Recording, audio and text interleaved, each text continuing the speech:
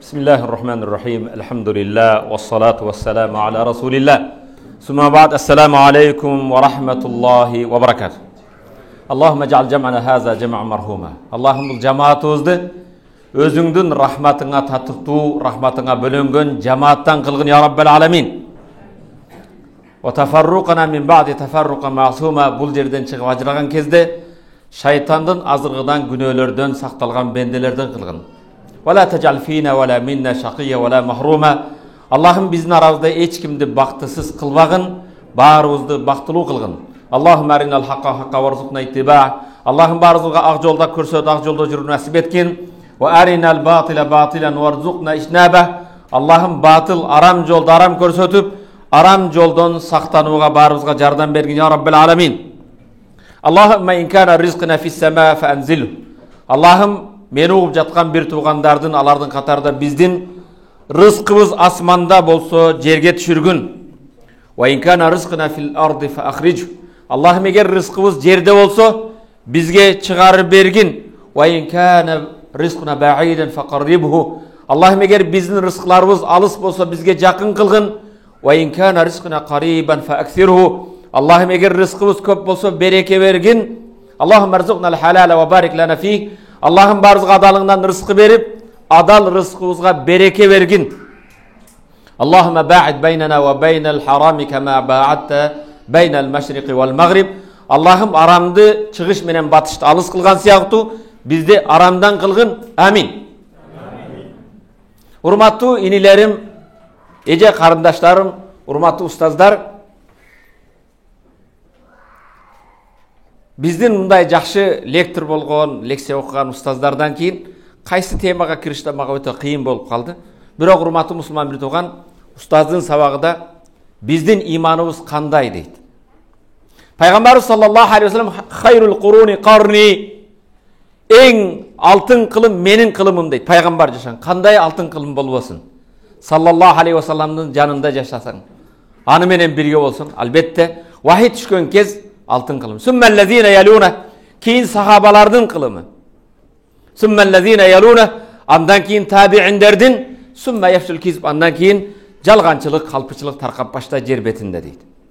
Peygamber sallallahu aleyhi ve sellem kündördün birinde sahabalardan o birige oturup eyyül mu'mini a'cebi imanen, imandıulardın en tan kalıştığı, imanı en beköm kim deydi Peygamber.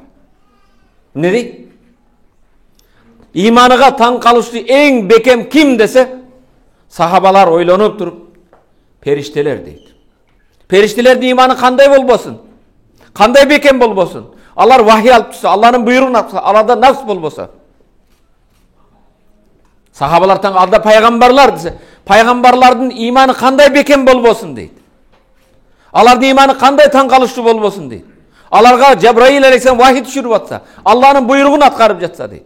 Sahabalar tan kalıp imanıga tan kalışanda biz sahabalar dese kanday silerdin imanыңар bekem tan kalıştı bolbosun silerdin arаңарda men bolsam deydi.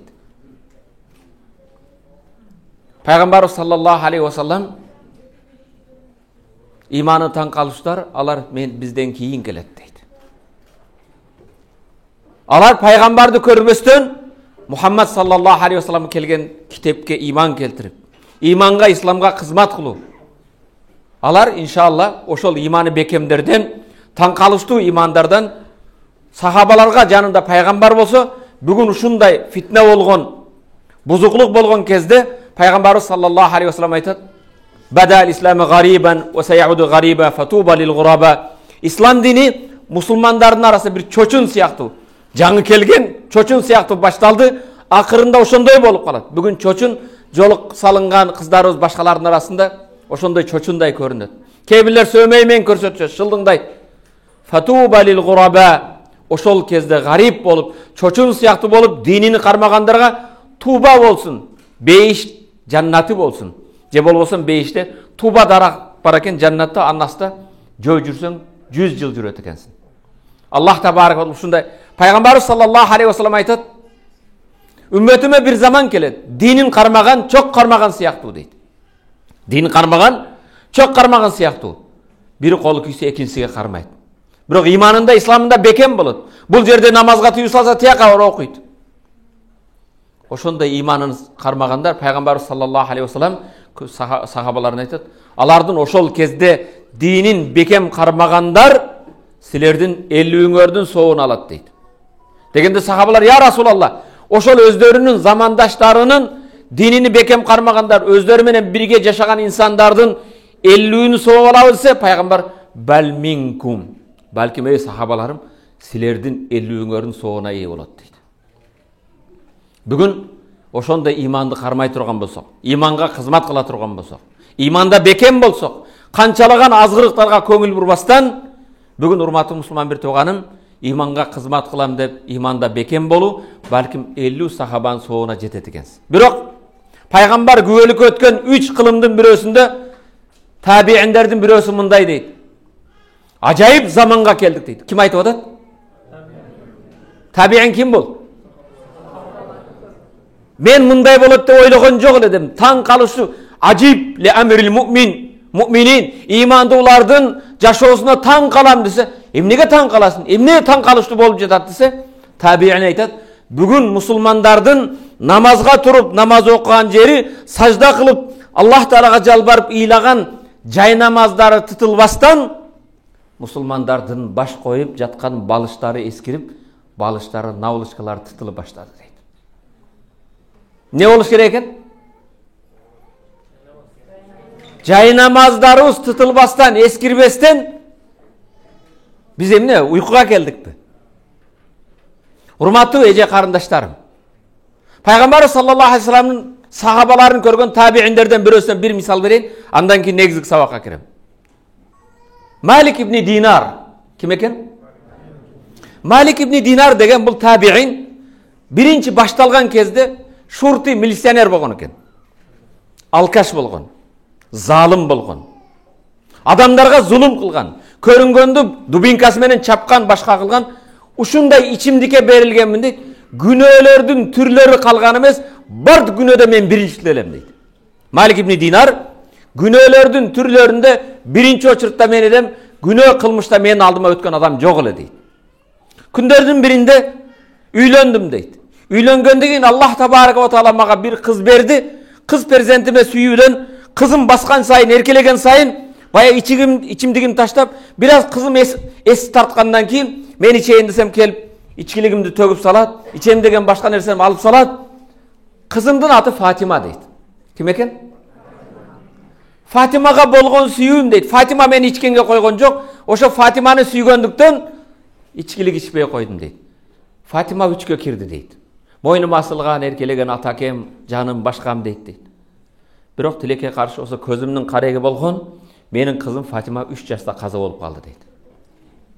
Фатима өлгөндөн кийин мурдагы акыбалымдан андан да жамандыкка кеттим дейт. Ачуу басабы деп андан бетер болдум дейт. Бирок күндөрдүн биринде уктап жатсам түш көрдүм дейт. Пайгамбар саллаллаху алейхи вассалам ла нубуввата бa'ди, менден кийин пайгамбарлык жок дейт. Иллал мубашшират. Бирок сүйүнчүлөр бар дейт.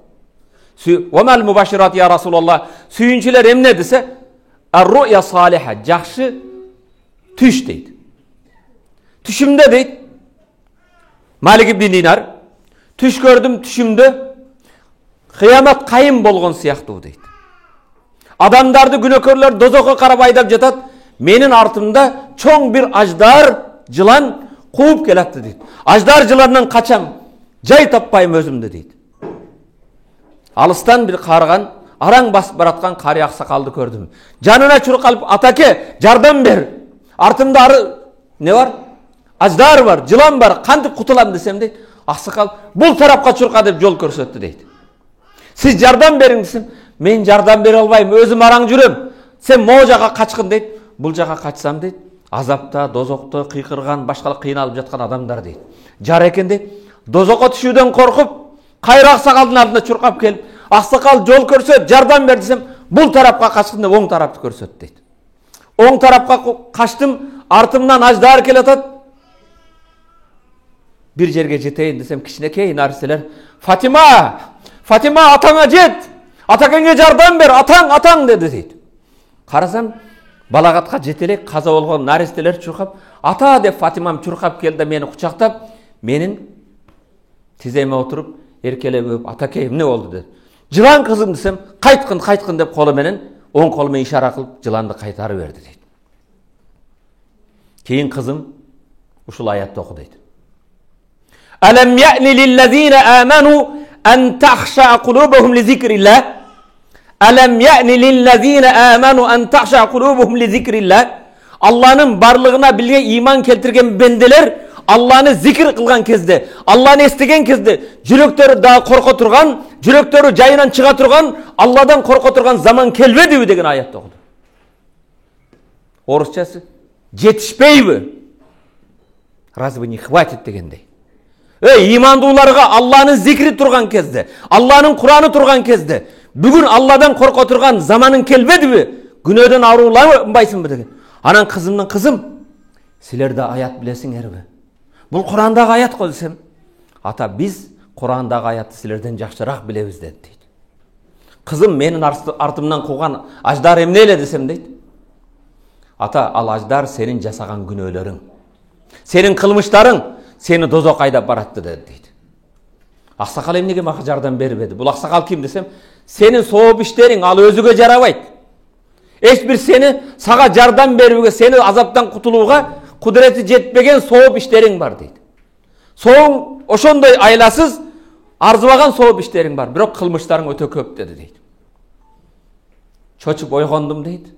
Кызыма сагынганым ичимде дейді. Балагатка жетеле каза болгон кызыма разы болдум дейді. Кызым мени куткарды дейді. Гусулумду алдым, даратымды алды да баамдатка келип, имамдын артынан баамдат окуп турсам, имам валаддаллин дегенден кийин Alam ya'ni lillazina amanu an takhsha'a qulubuhum li zikrillah. Allah'tın barlığına bildiğini iman keltirgen bendeler Allah'ты zikir kılgan kezdе dagı ele jüröktörü korko turgan zaman kelbedibi degen ayatты okudu deydi. Keldi dedim da keyin bardığın toktotup imanга, İslamga düşüp din okudum. Sahabalar aytat afqahul tabi'in.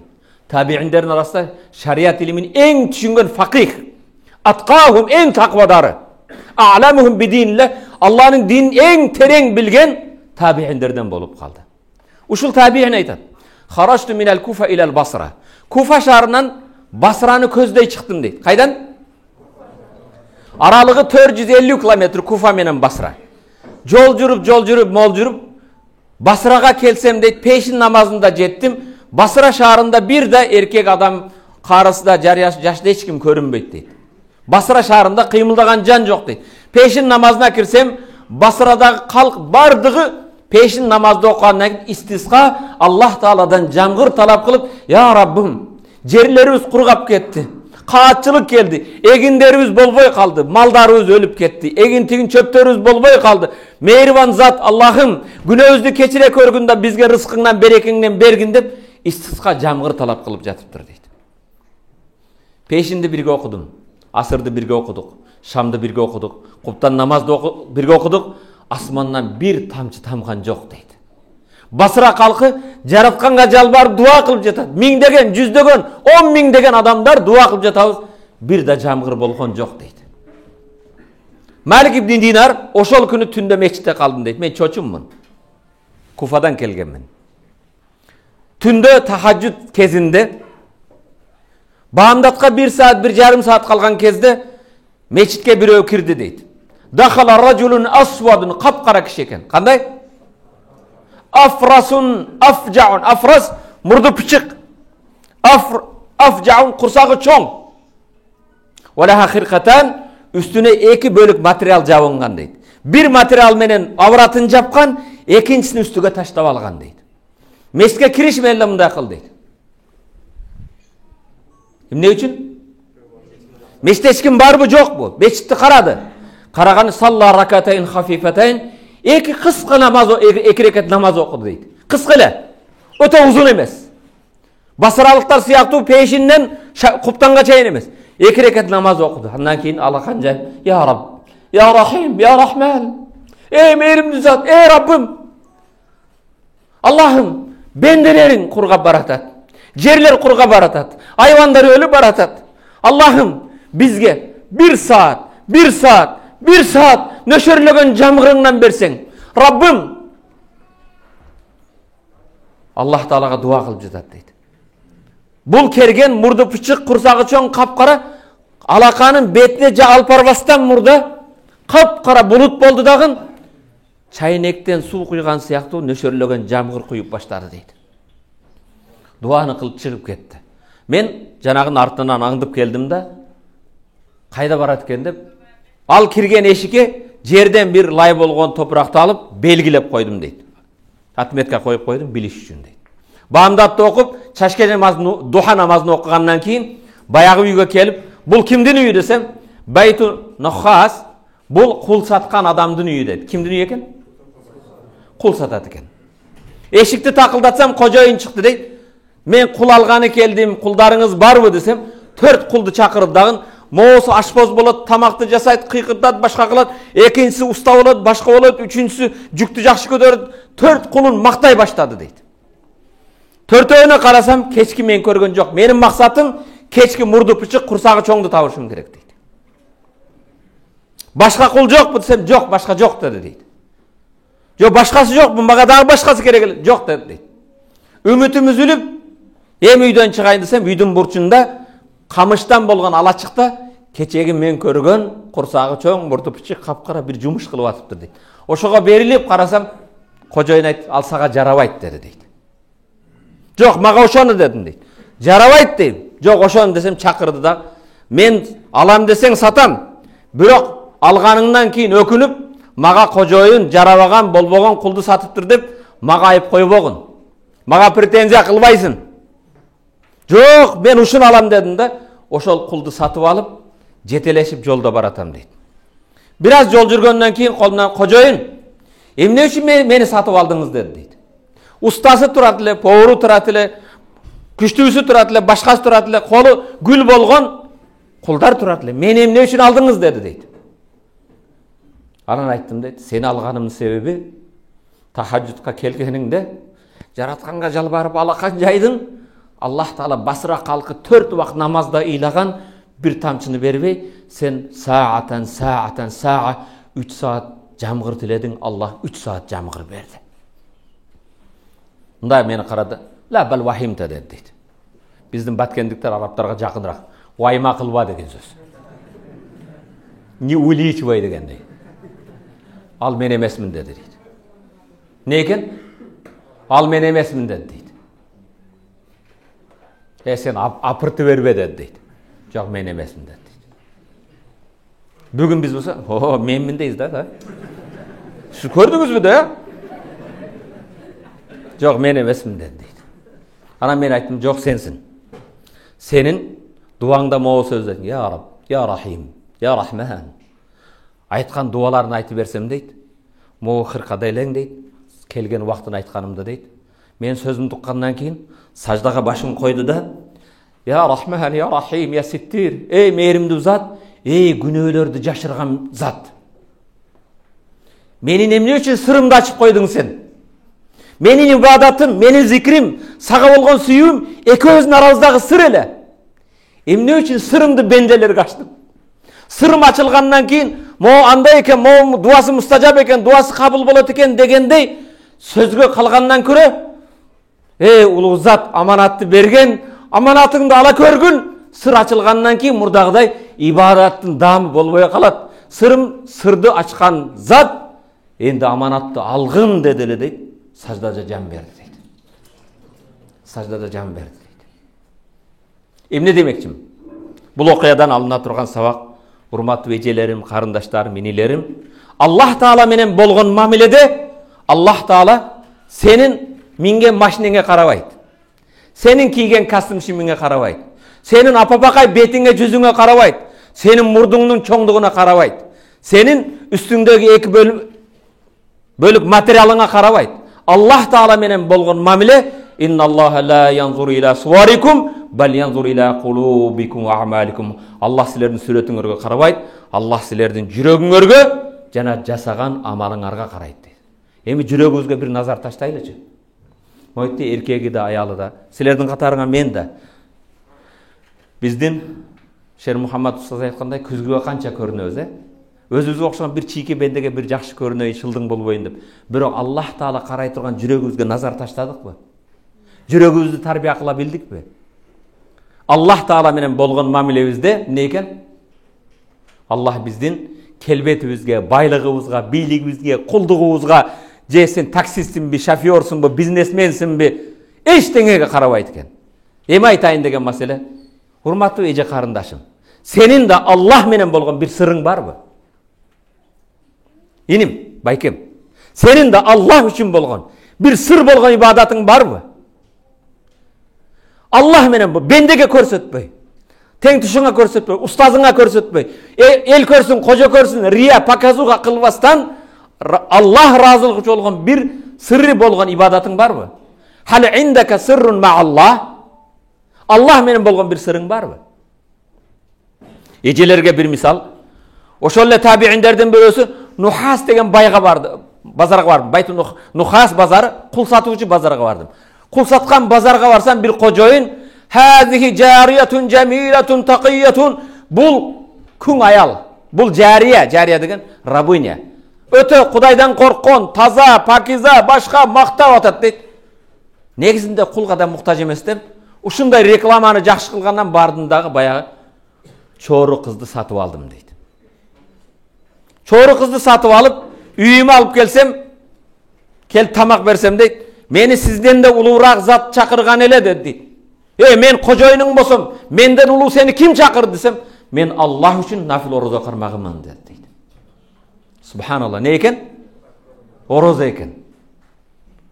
Андан шам болду, шамды окугандан кийин оозчарга ифтар берсем, ифтардан бир аз жеди дагы дейт. Бир ибадат кылып үйдү тазалап, идиштерди жуугандан кийин куптанды окуп, "Кожоюн, кызматыңыз барбы? Мага кажет барбы?" деди дейт. "Жок, кызмат жок, эми куптандан кийин эмне кызмат болмок десем, анда улуу кожоюнга кызмат кылууга уруксат бересизби?" дейт. Улуу кожоюн ким? Барды да жай намазын салып ибадатын баштады дейт. Мен аны карап, өзүм бөлмөкө уктап калыпмын дейт. Түндүн биринчи бөлүгү өткөн кезде эшик такылдады дейт. Такылдаганы "Я Маулая, кожоюн, кечки ибадаттан үлүшүңүз барбы?" деди дейт. Не дейт? Кечки ибадаттан үлүшүңүз барбы? "Ой, ибадатыңды кыл." Мен уктаймын дедим, уктап жаттым дейт. Түндүн экинчи бөлүгү өткөн кезде кайра эшигимди каккылады дейт. "Тахажжудка туруучулардын заманы келди. Кожоюн, тахажжуд окуйсузбу сиз?" деди дейт. "Тахажжудка турасызбы? Раббыңызга шүгүр кыласызбы?" деди дейт. Карап башымды көтөрдүм да, мен күндүзү тияка чуркап, бияка чуркап, түн келген кезде тактадай катып калам, чарчаганмын, бар ишиңди кыл дедим дейт. Түндүн акыркы бөлүгү, 3-чү бөлүгү келген кезде эшигимди адаттан да каттуураак каккылагандан кийин, кожоюн, кулдар сенден алдын кетти. Кожоюнга бере турган, жалбара турган, Аллах табаракалла кечирим сурай турган барбы кечирсем? Тилек кылгандар барбы тилегин берсем деген Алланын кайрыла турган убакыты келди. Турбайсызбы? Сизден көрө кулдар алдын кетти го деди дейт. Сенден көрө кулдар алдын кетти го деген сөзгө таасирленип тура калып, мен да даарат алып намаз окудум дейт. Намаз окусам, алаканчай бата кылып атыптыр баягы. Ким? Чору. Рабыня кыз дуа кылып атат дейт. Дуасын эмне деп дуа кылат экенде, мындай кулак салсам, Раббым, сенин мага болгон сүйүүңдү ортого коюп суранам. Мага болгон сүйүүңдүн акы үчүн менин күнөөмдү кечире көр дейт. Не дейт? Раббым, өзүңдүн мага болгон сүйүүңдү ортого коюп суранамын, сүйүүң чын болсо менин күнөөмдү кечире көргүн дейт. Анан мен айттым дейт. Аллах Таала сенин сүйгөнүн каяктан билесин? Дуаңды кара. Сенин сүйүүңдү ортого коюп суранам. Сүйүүңдүн акы үчүн, сүйүүңдүн урматы үчүн күнөөмдү кечир деп айтасың. Сени Кудай сүйгөнүн кайдан билесин десем, карап туруп, кожоюн, Аллах Таала мени сүйгөн үчүн мага сажда кылдырып, рүкү кылдырып, тасбih тахлил айттырып койду. Сизди сүйбөгөн үчүн сизди уктатып койду дейт. Ушул далил эмеспи деди дейт. Турдум дагы, ушул таасирлүү сөзүң үчүн бүгүндөн баштап сен кулдуктан бошотулдуң, хурсун, кете бер кызым дедим дейт. Кете бергин десем эшиктин алдыга келди. Я Раббым, мойнумдун бул дүйнөдөгү кулчулуктан, биринчи азаптан кутулуусуга шүгүр кылам. Эми акыреттеги дозоктон кутулуусу бирөөсү калды дейт. Аллахым, сага болгон ибадатым, сүйүүмдүн берекеси менен бул дүйнөдөгү биринчи эмнеден кулчулук, азап, кыйынчылыктан кутулдум. Эми негизгиси калды. Андан да куткара көргүн деп кетти дейт. Урматтуу мусулман бир тууганым, сенин да Аллах Таалага бөлгөн үлүшүң барбы? Аллах Таалага бөлгөн 24 саат убактылуу өмүрүңдү берген Аллах Тааланын күнүгө канча зикир, канча ибадатың бар? 24 саатта 5 вак намазың, урматтуу мусулман, 5 минуттан болсо канча убакыт алат? 25 минут. Ошол 25 минутунда калыс Аллах үчүн эмес, жаныңда телефонуң турат. Салам бериш менен телефон чукуйсуң. Жанда эмеспи? Кээ бирлерибиз 34 намазды каза кылып, бир жума намазга барып коебуз. Ошо жума намазга барганда да телефонду өчүрүп бул жерде калтырбастан туура мечитке кирип алып телефон чукуйбуз. Бүгүн сени бир МВДга чакырса, СМБга чакырса, бир приемга чакырса, сен о вактада эле телефонуңду алып калат. Званиясы пасыракка кирсең, телефонуңду өчүр деп анан кир дейт. Сен Аллах Тааланын алдына калыс кире албайсыңбы? Алланын үйүнө кирип атасың. Бир депутаттын приему эмес. Бир устаздын приему эмессиң. Бир МВДда приему эмессиң, кайттесиң? Аллах Тааланын астына киргенде, жок дегенде бир жумада жума намазын 45 минут убактыңды алат. Ошо 45 минутуңда таза Аллах үчүн арнай албайсыңбы? Не үчүн, урматтуу мусулман бир тууган? Биздин сахабалар таала ну'мин саатан, келгиле бир саат иман келтирели, иманыбызды күчөйтөлү деген маселе барбы бизде? Эми кара, пайгамбар менин заманым алтын заман дейт экен, Алтын заманда сахабаларга айтат: "Жаддиду иманакум." Иманыңарды жаңылагыла дейт. Калпакты жаңыладык, көйнөктү жаңыладык, туфлини жаңыладыңыз, машинени жаңыладыңыз, квартираны жаңыладыңыз, бирок иманыбызды жаңыладыкпы? Кейфа нужаддиду иманана я Расулаллах. О Аллахтын элчиси, иманыбызды кандай жаңылайды десе пайгамбар айтат: "Жаддиду иманакум била илаха иллаллах Мухаммадур Расулуллах." Неменен жаңылайт экенбиз? Кана бир жаңылап коёчу. La ilahe illallah Muhammedur Rasulullah. Men qara, la ilahe illallah kelimesi bardığı erining tibesen bardığı jüröktөн çıga turgan harflar. Maharijul huruf bul harflar bardığı jüröktön çıgat. Tilde la ilahe illallah emes. Ne eken? La ilahe illallah. Je bir namazga turganda урматтуу эжем, карындашым, bir тууганым. Biz жанага айткандай намазга келгенде бардык ойлор келет да. Клиенттің ойында, башкан ойда, соодан ойда. Эмне үчүн намазга бир берилип, калыс намаз окуй албайбыз? Аллах үчүн арнаган бир 10-15 минутуңду калыс бере албайсың. Хасанул Басри рахматуллахи алейх улуу табииндерден. Көңүл бур. Хасанул Басри улуу табиин айтат, базарга келип бир топ буюм алдым дейт. Буюм алгандан кийин дейт, хаммал жүк көтөргөн грузчикке бердим дейт. Bunu үйüme жеткизип бер деп элестет. Грузчик, хаммал, жүк көтөрүүчү. Жөнөкөй бул ким? Бир кул жүк көтөргөн эме. Грузчик болуп иштейт экен. Жүгүмдү берсем, Хасан Басри айтат, жүктү көтөргөн.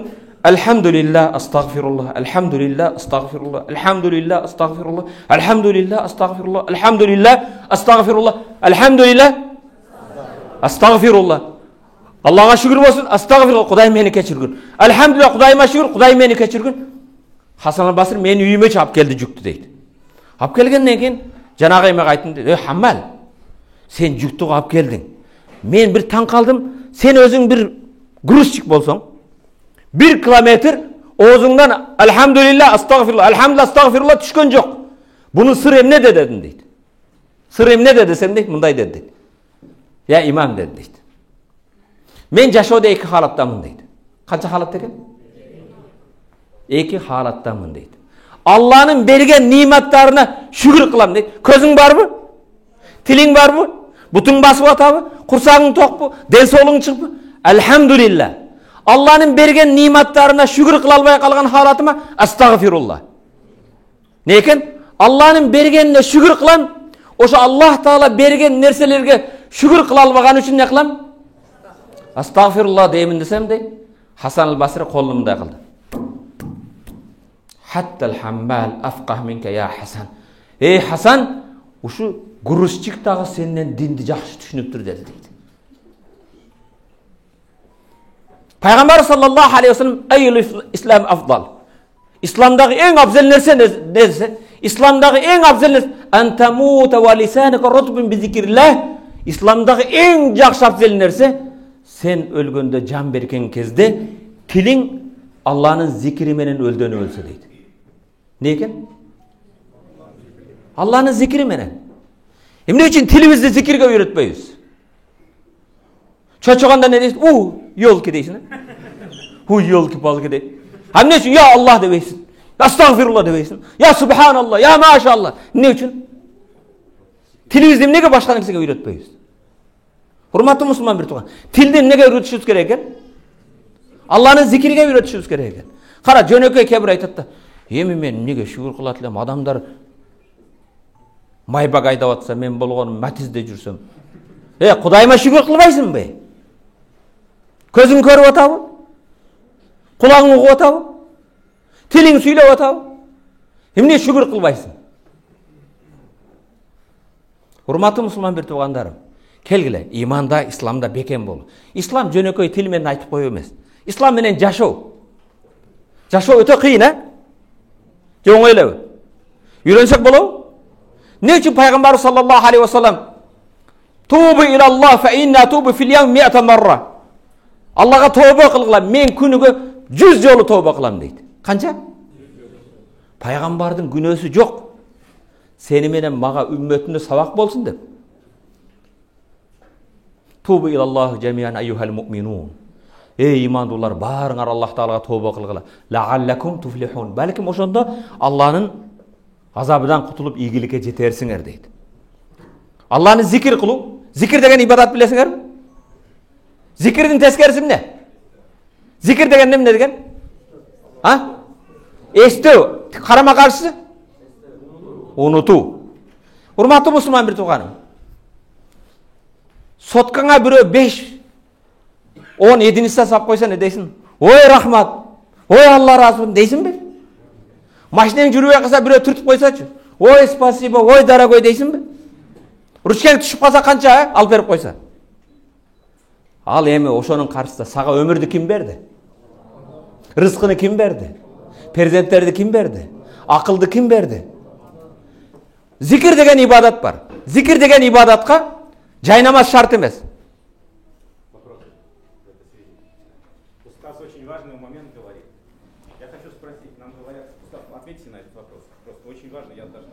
Estağfurullah.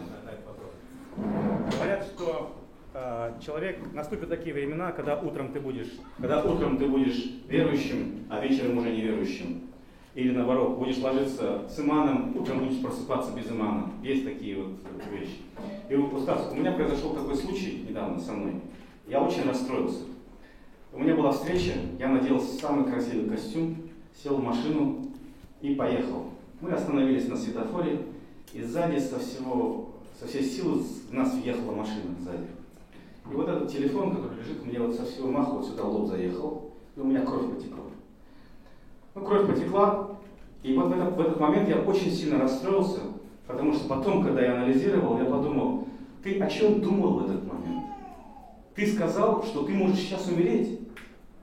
Ты сказал, ля иляха илляллах. Ты поторопился сказать Аллаху, ля иляха илляллах. Я скажу вам, честно, вот перед всеми скажу, я не сказал. И когда я пришел домой, я был очень расстроен. Потому что я говорю, я был больше обеспокоен тем, чтобы кровь, которая капала отсюда, чтобы она не испачкала мой костюм. Вот этот вот вопрос. Бұл кіші жақсы нәрсені түртті. Біз мечіттің açılışыға баратабыз. Біздің Қырғызстанда бір айылға Зарылем менмін. Ролда мен баратам. Жанымда Сайдбақ Астамбұла. Açılышқа жақын қалған. Каттуу баратабыз. Баратканда мен жолдан чыгып кеттим. Ох! Астагфирулла. Кейін тоқтағаннан кейін мен Сайдбек Астамбулға айттым. Бірінші оозума не келді? Вай. Жоқ, бұл суроо. Чында, себеп біздің тил баяғы зикирге үйренген емес. Тил зикирдің бір чегіне жеткенсе, жүрегің өткөзүп берет. Балким сенин тилиң башка сүйлөгөн менен жүрөгүң зикир менен болот. Ошондуктан биздин зикир аз кылганыбыздын себебиден жанагында эң кыйынчылык түшкөндө чочуганда башкада биринчи Аллах деп. Ошо мен Египетте окуганмын, жөнөкөй түркү китеп окуган. Түркчө, арабча, фарсча китептерди окуйт эле. Кудай рахмат менин атам. 58-жылкы байкем Горкийге келип каза болуп калды. Сөөгүктү алып барганга бар угузбайыз деп сөөгүктү каза болгон жаназаны алып барып кирип атама шундай токтогула айтпа деди. Туруп 2 рекет намаз окуп, тасписин таркатып эми айт деди. Алхамдулилlah. Бергенде Аллах, алганда Аллах. Мен атамдай боло алган жокмун. Мен айтайын деген маселе, алар зикир менен, башка менен жүргөн. Элестеткин 39 жаштагы баласы каза болгонун айтып атат, токтоп тургула деп туруп, жай намазын коюп, 2 рекет намазын таспи талин тартып дуа кылгандан кийин эми айткыла, эмне болуп өлдү деп. Кандай каза болду? Биздин устаздардын бирөөсү бул болгон окуя. Кувейттен Египетке учуп калдык дейт. Бизнес класста отурабыз дейт. Жанымда отурган жигит жан берүүгө гаргара кылып атат дейт. Кыйналып атат дейт. Мен илимдүү, алым, шейх катары дейт, адамдын жан бергендер көп көргөнмүн дейт. Колунан кармадым дагы дейт. Лакину маутакум ла илаха иллаллах. Жан берүүчүлүгү эскертип тургула ла илаха иллаллахны. Мен ла илаха иллаллах десем шанта дейт. Шанта деген эмне? Сумкамды алып бер деп айтат дейт. Үстүндө. Кайра колум ла илаха иллаллах шанта дейт. Жан берип атканда эскертесин, айт дебейсин. Ал кезде кыйналып айтпайм десе имандуу өлүп калат, имансыз өлүп калат. Кайра дейт, ла илаха иллаллах шанта дейт. Балам, сен азыр шантага эмес, иманга муктажсың. Кул ла илаха иллаллах шанта дейт. Турдум дагы дейт, дипломатын алып берсем, ушундай кучактат. Жан берип берди дейт. Шантанын пайдасы барбы? Болбосом ошондой адам эмесиге таянбаш керек. Аллахтан ошону сурайык. Хуснул хатима. Акырыбыз бакайыр болсун. Акырында жакшы иман менен өтөлү. Иман менен өтүү менин жашоомдо көп тажрыйба болду, байке. Силерге айтайын. Мен келинчегим Египетте студентпиз. Күнүгө биздин бир Абдыганы Карака деген бизге эмеде Ташкентте сабак берген. Ошо айтып калды, аялдарга үйрөтүп койгула деди. Эң жакшы успокоитель укол бул аятал курсу деди. Эмне экен? Аллаху ла илаха илля хувал хайюл кайюм ла тахузуху синатун ва ла наум лаху ма фис самавати ва ма фил ард. Ушуну эме кылгыла деди. Мен деди Сирияда жүрдүм деди, студент болуп жүргөн кезде аялым толугу тартса эле шуну окутат элем, кыйналбастан оңой төрөйт эле, башка кылат эле. Ар мен келинчегиме ошону дайыма айтып жүрдүм. Биринчи кызыбыз төрөлүп атат. Египеттебиз. Жеңеси да мен, кайненеси да мен, кайнатасы да мен, акушеркасы да мен. Бирок алып барды. Алып баргандан кийин ал жерде эме жок да эч ким. Фатима деген 95-жылкы кызым биринчи төрөлдү. Төрөлгөндө өтө кыйналганда мен айттым, аятал курс оку дедим. Неден? Аллаху ла илаха илля хувал хайюм. Кийин наркоз таасир берген, уктап калды. Төрөлдү, кызымды көтөрүп чыкты. Кийин бир аз келдим дагы, карасам наркозда жаткан биринчи көрүм. Эмне өлүп калды о? Кайнатама эмне дейм, кайненеме эмне дейм? Кызымды алып барып тиякта өлтүрүп койду. Кийин ишенсеңер, наркоз таркаганда Аллаху ла илаха илля хувал хайюм аятал курсу менен көз ачты. Эки жигитти 21 жашта, 23 жашта балдарды Kээ бирлердин чала сүннөткө отургулган экен, обрезание чала экен. Египетте алып бардым. Алып барганда булар коркту да лучше давай наркоз деди. Анан бирөөсү жакшы кыргызча эме билбейт, городской. Киргиз. Эме таасир кыла эле, наркоз таасир кыла электе баштаганда баштады матершина менен. Оозуга кирген орусча сөгүндү. Кийин бир малда сүннөт бүткүчө уктап калды. Мен өзүм күбө свидетель. Экинчи айтым көрдүңбү мону өрткөн. Давай айтал курсун оку дедим. Бу наркоздон да айтал курсу жакшы дем. Айтал курсу окуп атат, ла иляха илlalloh коркуп атат. Бир малда буну да сүннөткө отургуздук. Анан башында турсам, биринчи бала көзүн ачкан кезде матершина менен көз ачты. Наркоз таркаганда. Экинчиси келиме келтирип көз ачты. Айтайын деген эгер мен kana ahiru kalamuhu la ilahe illallah dakhala al cennet. Kimdin akırkı kelimesi la ilahe illallah olsa beyişke kiret deyip peygamberimiz. Bırak akırkı kelime şu bolboy bu. Jo mana gördünüz mü? Janagında biz kede kiyimimiz oylayız, maşina memne oldu deyiz. Ha? Darogoy maşina kanday oldu. Bırak o şeyde la ilahe illallah kelime var mı yok bu? Bu oңой emez. Men jönlü aytam debe. Sen tiline en muhtaç bolgan kezde tilin sana kıyanat kılıp koyuyor. Öyle bak la ilahe illallah oңой depçi. Aytkanыңda bul dollar dep koyuşun mümkün. Rubil kançadan boldu dep süйлешиң mümkün. Bul daim aytıp жүрген nerseni aytat. Til үйрөнгөн nerseni aytat. Sumaya degen kızım 4-5 klassa Batkenge barsak appendisit bolup kaldı. Appendisiti alıp barıp operasiya kılıp atабыз, narkoz berdi. Narkoz bергенде daha tasir kılalar bunda kesip atsa karaydı da. Ha korkmasın dep medсестра la la la la la la. Ey bir kara la la la la dep. Medсестра bunu көңіл burады. Onu kara uktap kaldı. Sumaya közünü açkaganda la la la la dep көз açtı. Ya külbөгілі бұл ушундай экен да.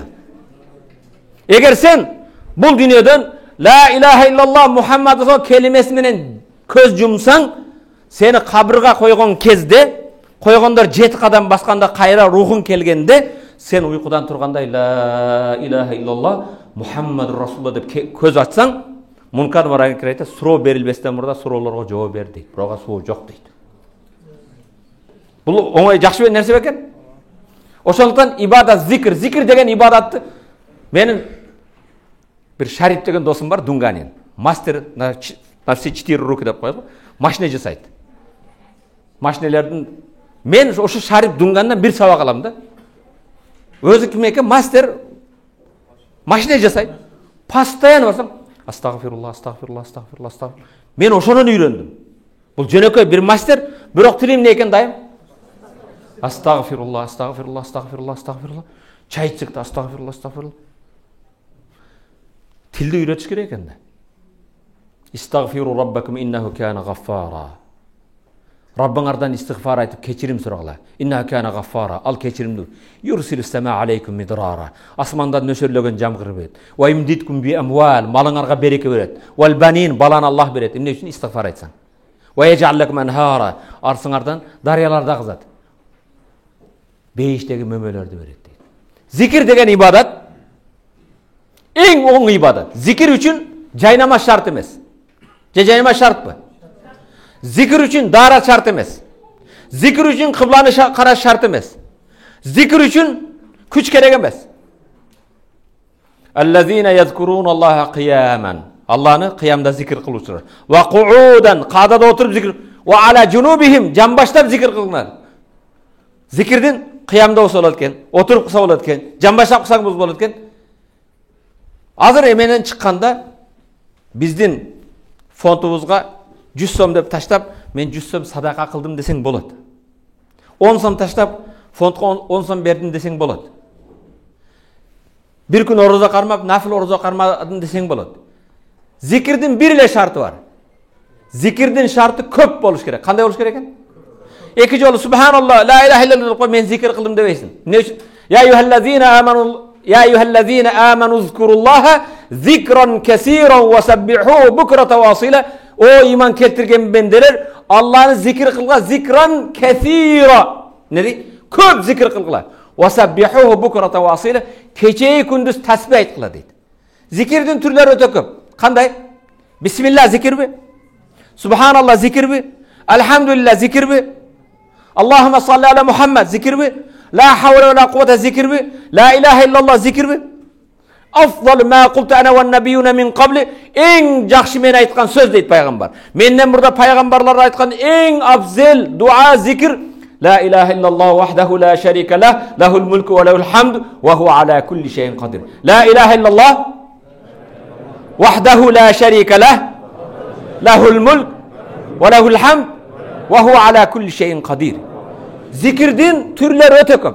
Havqala la havle ve la kuvvete illa billah. Maşallah, subhanallah, elhamdülillah. Sizlerge baldar jigitler sizlerge bir davatda. Bir gün bir imam namazda okup oldum deydi. Assalamu aleykum ve rahmetullah. Assalamu aleykum ve rahmetullah. Eldi qarab imam ne kılat emi? Salamdan keyin tasbih aytat ha? Subhanallah, elhamdülillah, subhanallah. Qanchadan? Emi tasbihni başlasam deydi. Qarıgan aksakal maga jörmölöp keldi deydi. Akırın otur alбай etken, basa alбай etken. Ne kılıp geldi? Cemaattan bolgon qarıgan aksakal örmölöp keldi. Kolundan qarab, "Ya bunayya, allimni kalimatan azkurullah bihi ve yenfa'ullah bihi." Ey balam, maga bir kelime öğret bir eki. Allah'ın zikri kılayın, Allah'ın aslına barganında maga payda versin dedi deydi. Неожиданный вопрос men kütülbögen da tasbih oluş gerek, ayatal kursu dua kılışım gerek. Qarıgan aksakal örmölöp gel. Balam maga eki söz öğretkün. Allah'ın aslına barganda bir güve kılayın. Allah'ın alda maga jardan bersin dedim deydi. İmam aytat, men oylanıp kaldım deydi. Tasbih aytsam mı, bu kişiye suroğuna cevap versem mi? Ayatal kursu okusam mı, buga cevap versem desem, Allah maga şunu ilham kıldı deydi. Allah menin köngülüme şunu saldı. Ya abati, atake dedim deydi. Qala Rasulullah sallallahu aleyhi ve sellem. Peygamber mınday deptir. Kalimatan hafifatan ala lisan. Eki söz var tilge jengil. Saqilatan fil mizan, tarazda or. Habibatan ila rahman. Allah'a en süyüktü eki söz var. Subhanallah ve bihamdihi. Subhanallah azim.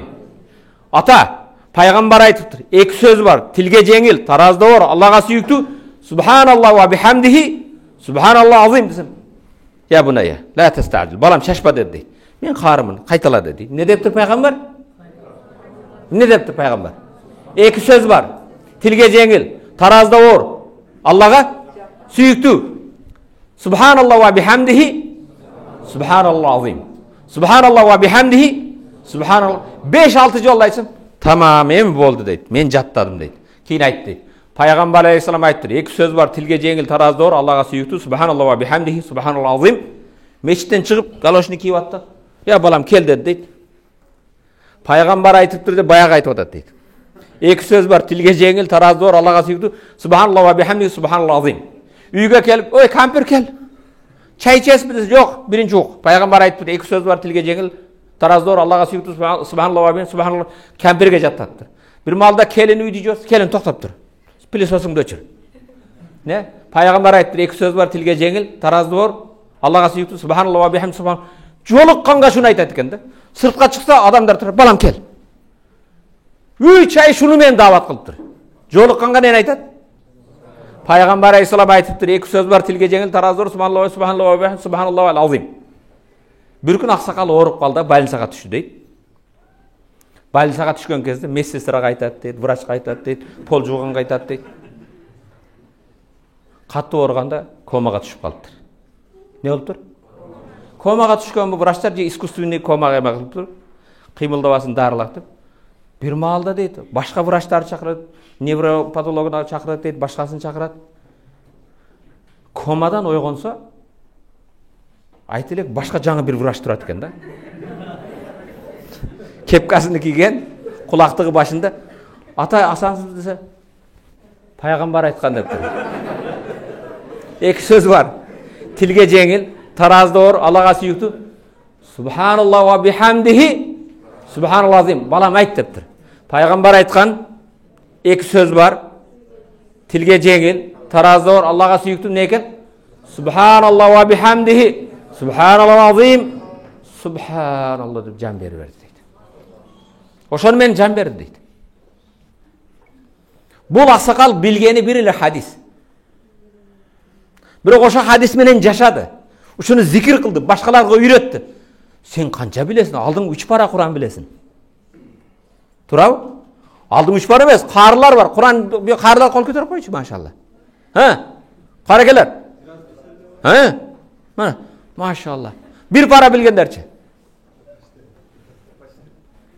Мына байкелер. Турабы? Бирок биз билгенибиз менен жашай албай жатабыз да. Келиңиздер, эжелерим, карындаштарым, миллерим, бул жерде тасбih менен, таhlil менен тилибизди эме кылып, иман менен жашап үйрөнөлү. Билгенибизди башкаларга жеткизели. Муну баштаган, динди баштаган жалгыз ким эди?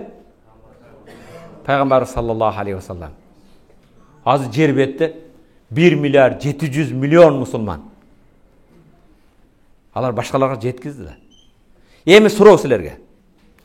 Устаз айтты, күн өткөн сайын, кыямат жакындаган сайын иманы зайыф боло берет дейт, а? Иманыбыз не болот экен? Эмне бүгүн келип иманга, Куранга, динибизге, бири-бирибизге кызмат кылуу үчүн сахабалар келиш керекпи? Эмне сахабалар кайра тирилип келсинби? Табииндер келсинби? Сен эмне үчүн? Кайра сахабаны күтөбүзбү? Кайра табииндерди күтөбүзбү? Кайра табиинди күтөбүзбү? Силер эжелер. Hazreti Hadişeni kütөсүңөр эми?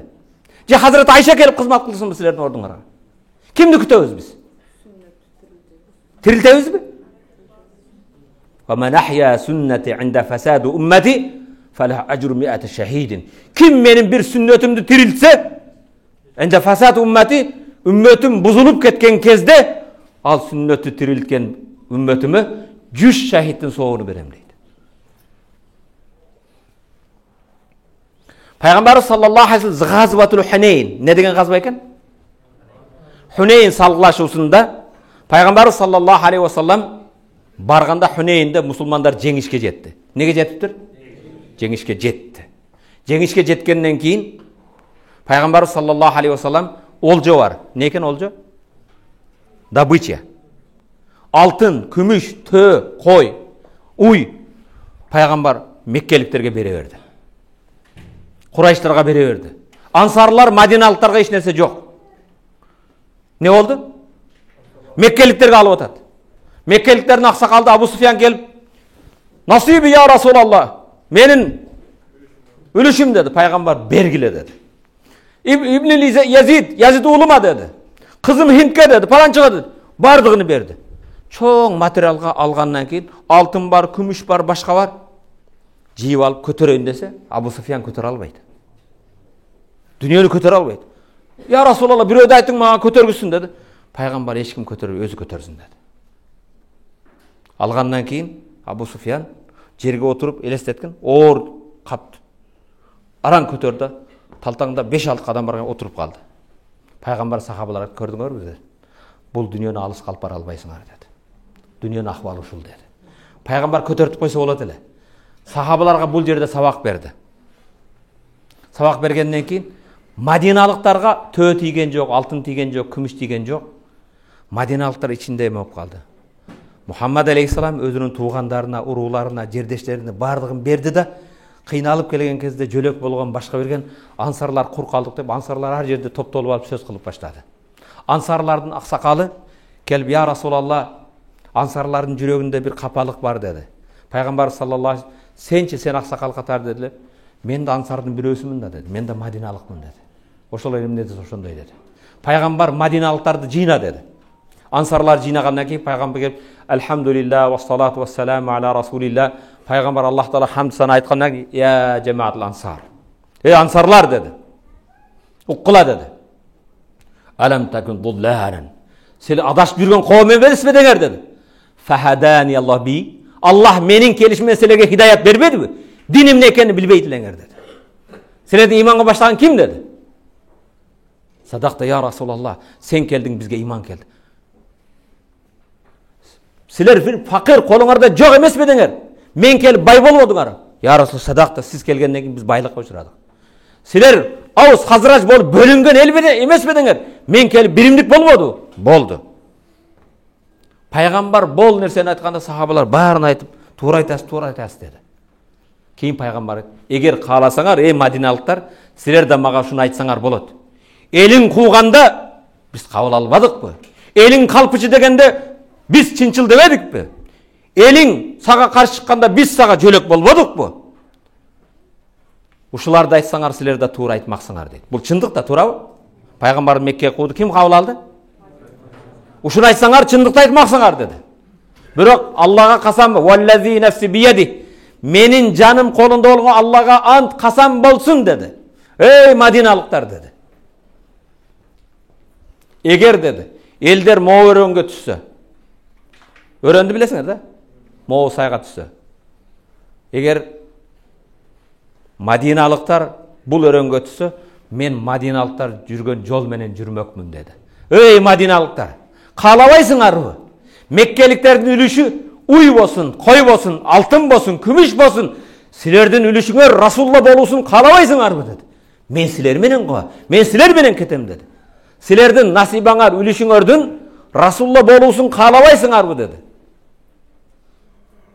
Мадиналықтар бардығы илашты. Радина, біздің пайғамбар бізге үліш болуызға разы болдық деп, бұлардың қорқаны пайғамбар дүниені туғандарына беріп, емі кетіп қалауы деп қорқылы да.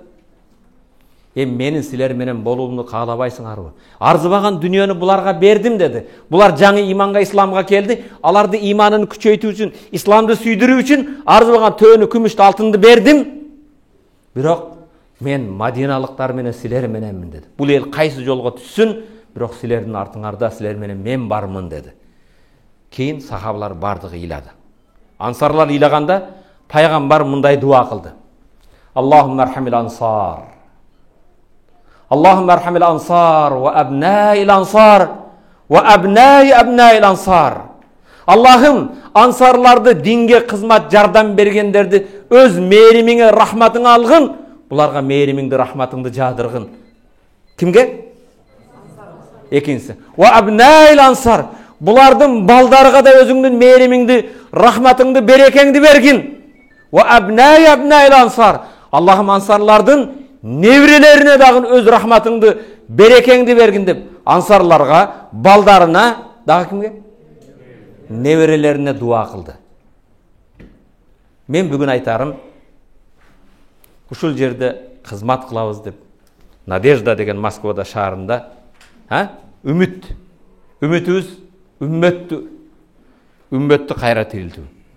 Иман, ислам менен, үміт менен жашау. Үмітіміз Алланың рахматы, Алланың разылығы. Мен де бүгін Надеждаға ансар болып, өздері мұхажир болып жүресіңер бияқта. Не болып жүресіңер? Мұхажир болып жүріп та, şu Надеждаға мен тыйым менен, тыпыр менен, башқа менен жардам берсем, үммет үшін, келечек үшін, bir дарсхана үшін, башқа үшін деп жардам беріп жатқандарға дуағаларым Аллахум архамил ансар. Аллахым hicratta жүрген бұл ансар жігіттерге өз берекеңді берген. Аллахым бұл hicratta жүріп ансар болған еже қарындаштарыма өз берекеңді, рахматыңды берген. Аллахым бұлардың балдарына да өз рахмат берекеңді берген. Бұлардың да балдарына, қыздарына өз берекеңді, рахматыңды берген. Бұлардың балдарының балдарына, жана сілердің балдарыңардың балдарына, қыздарыңардың қыздарына Аллах берекесін берсін, рахматын берсін. Иманда, исламда бекем болып жашауы насип етсін. Урматтуу мусулман бир тууганым, биз бүгүн аба менен сууга муктаж болгондой биримдикке муктажбыз. Эмнеге муктажбыз? Биримдикке муктажбыз. Биз эч качан бирөөдүн кемчилиги менен баш менен алек болбостон биримдикте иншалла кызмат кылабызбы? Балким менин сөзүм Шер Мухаммад Дамлоокшу позитивный кашка тишиңди көрсөт деген болбосо да. Урматтуу мусулман бир тууганым, не кылабыз? Аллах жолунда баарыбыз даярбыз. Ертең құрбандық дейбі, китеп басуу дейбі, башқа дейбі, мен Аллах үшін эмне қылып жатам.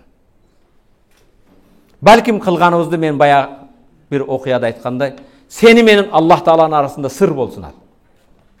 Біреу ашкере қылышыңда шарт емес ал. Келгіле, ондай бөтен елде, бөтен жерде сілердің дуаңар дайым мұстажап, дуа қылғыла. Өткенде мен бір баянымда еме қылдым. Kim bazarga çıkkan emeler var? Sodagirler. Mo biznesmen baykabız eken. Kızlardançı.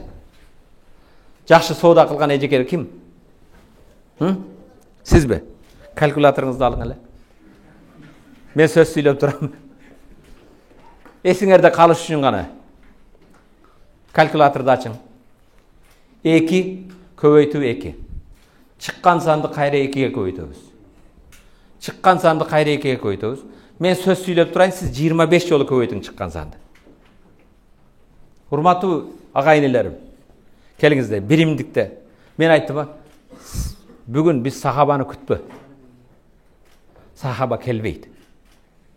Ал өзүнүн милдетин аткарып кетти. Сен ислам сага муктаж эмес. Сен исламга муктажсың. Ислам дини сага мага муктаж эмес. Биз исламга муктажбыз. Сенин жардамыңа ислам муктаж эмес. Сен өзүңдүн келечегиң үчүн муктажсың. Урматтуу мусулман бир тууганым, арзыбаган нерсе дүнүйө дейбиз. Дүнүйө кимден калбады? Могу жерде өтө каттуу сөздөр болду. Көңүл бургула. Иманда, исламда бекем бололу.